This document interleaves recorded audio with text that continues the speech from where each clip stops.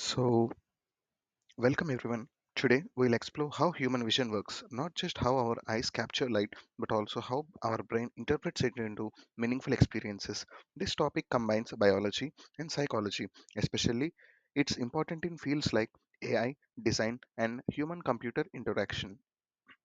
So, vision is a two-stage process. Vision is not just about seeing, it's about interpreting. First, our eye receives light and it converts it into electrical signals. Then, the physical stage. Our brain takes over, processing these signals to form a clear, understandable picture of the world. In short, our eye is a camera and our brain is a processor. Coming to main parts of the eye, our eye is a very precise optical system. The cornea bends the light. Then the lens takes over and fine tunes the focus. Then the retina captures the image. Within the retina, we have two key players, rods and cones. Rods have about 120 million of them, and they will help us to see in dim light, and they handle the peripheral vision. Coming to cones, they are about 6 million and are concentrated in the fovea, and they will let us see the color and fine details.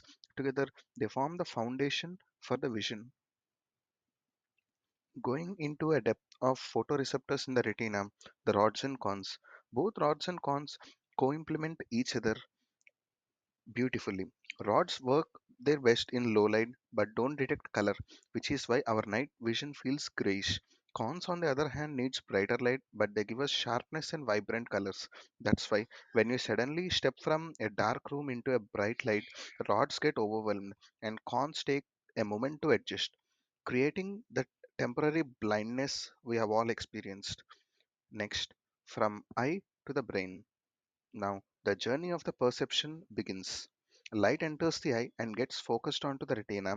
Then rods and cones will transform it into neural impulses. These signals travel to brain's visual cortex. Then they are processed into meaningful images.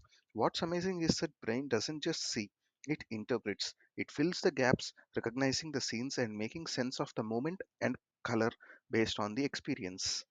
So, the five major parts of the visual journey are light, where the photons enter the eye, and eye, where the light is focused onto the retina, and retina, where the light gets converted into neural impulses, and brain, which is responsible for processing and perception, where the brain interprets these signals into meaningful scenes and images.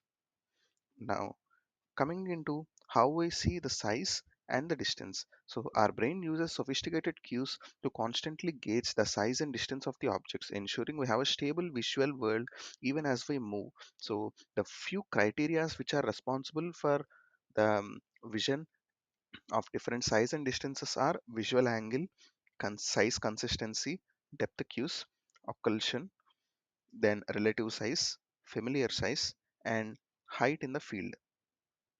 So yeah. Next, perceiving brightness and color.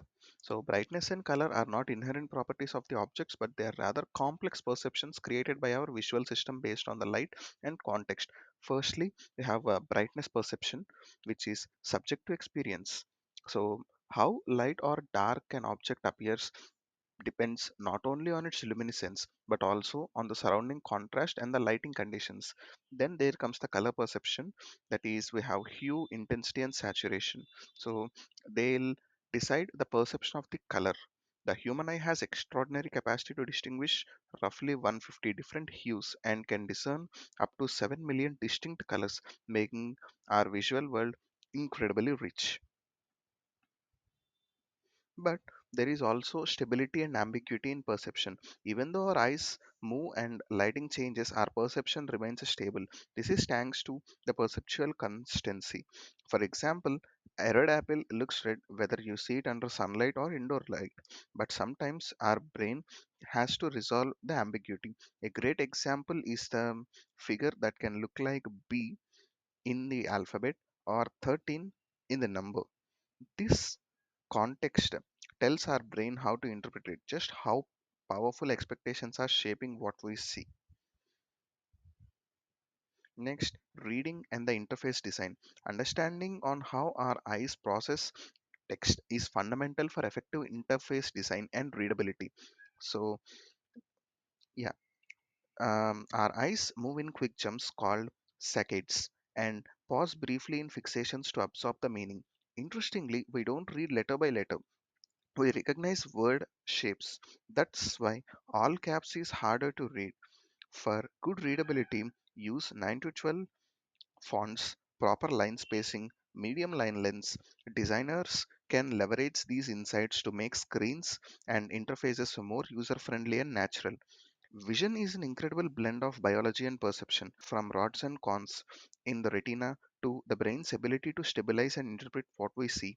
Human vision is a perfect example of nature's engineering. Understanding it not only helps us to appreciate our senses but also guides better design in technology and communication. Thank you.